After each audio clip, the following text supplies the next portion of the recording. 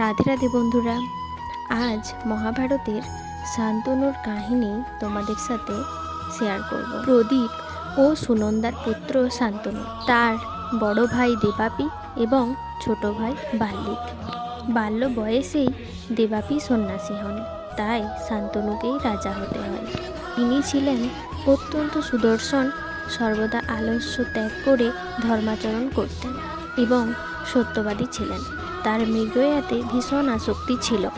একদিন গঙ্গা তীরে গমন করবার কালে এক দিব্যগন্ধা নারীকে দেখে তিনি বিচলিত হন।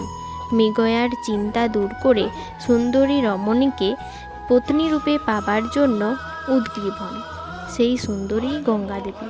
গঙ্গাদেবী শান্তনুকে একটি শর্তে বিয়ে করতে রাজি হন, আর সেই শর্ত হলো গঙ্গাদেবী পূর্ণ স্বাধীনতা চান। তার কোনো কাজেই রাজা কোনোদিন বাধা দিতে পারবে না। শান্তনু তার শর্ত দ্বিধা শূন্যে চিত্তে মেনে নেন। গান্ধর্ব মতে তখনই বিয়ে হলো। শান্তনু ও গঙ্গার মিলনে 8টি পুত্রের জন্ম হয়।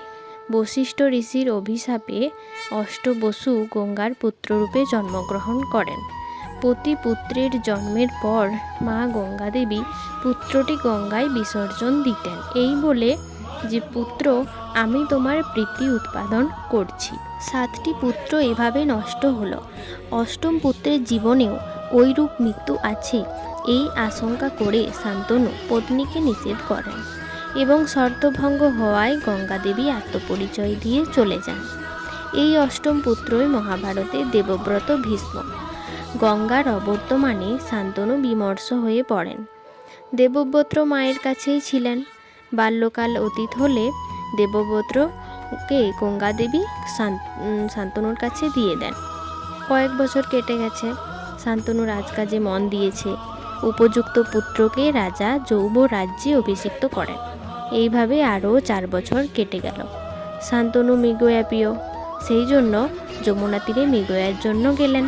সেখানে এক সুগন্ধ তাকে পাগল করে। তিনি মৃগয়া ছেড়ে সুগন্ধের সন্ধানে সময় কাটান।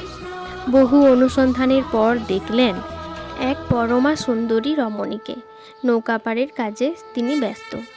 এই খেয়ানির কাজে সেই রমণী লিপ্ত। তারই দেহ থেকে এই প্রাণ মাতানো সুগন্ধের উৎপত্তি। প্রশ্ন করে জানলেন ধীবররাজের কন্যা তিনি। পিতার আদেশে এই কাজে লিপ্ত আছেন। ধীবররাজের নিকট তার কন্যাকে প্রার্থনা করলে কন্যার পিতা শর্ত দেন, এই কন্যার গর্ভে যে পুত্র জন্মগ্রহণ করবে তিনি রাজা হবেন। শান্তনু সম্মতি দিতে পারেননি। তার বিষণ্ণ বদন, হতশ্রী দেহ, উদাসীন ভাব লক্ষ্য করলেন দেবব্রত। পিতার কাছে জানতে চাইলে পিতা আসল কারণ গোপন করতে ইচ্ছা করেও পারলেন না। বুদ্ধিমান যুবকের কাছে ধরা পড়ে গেলেন।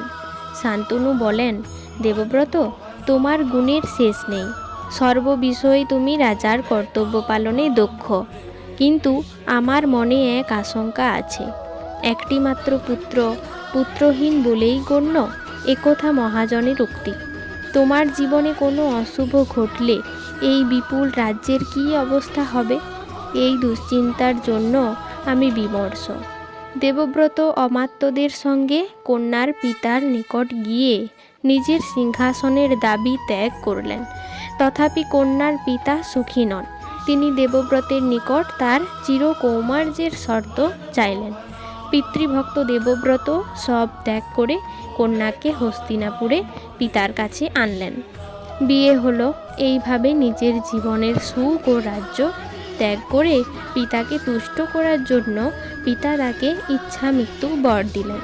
সত্যবতীর গর্ভে 2টি সন্তান, চিত্রাঙ্গদ ও বিচিত্রবীর্য। 36 বছর রাজত্ব করে শান্তনু পরলোকে গেলেন। পত্নী প্রেমের জন্য 7টি পুত্রকে তিনি হারিয়েছিলেন। তো এই কাহিনী আমি স্বামী তথাগতানন্দ এর মহাভারত কথা বই থেকে পেয়েছি। তো তোমাদের এটা আমি শেয়ার করলাম সংসারের কাজ করতে করতে। ভালো লাগলে লাইক, শেয়ার, কমেন্ট করবেন। এরকম কাহিনী আরও জানতে হলে আমাকে সাবস্ক্রাইব করবেন। আর আপনারা কোন কাহিনী শুনতে চাচ্ছেন তা আমাকে কমেন্টে জানাবেন।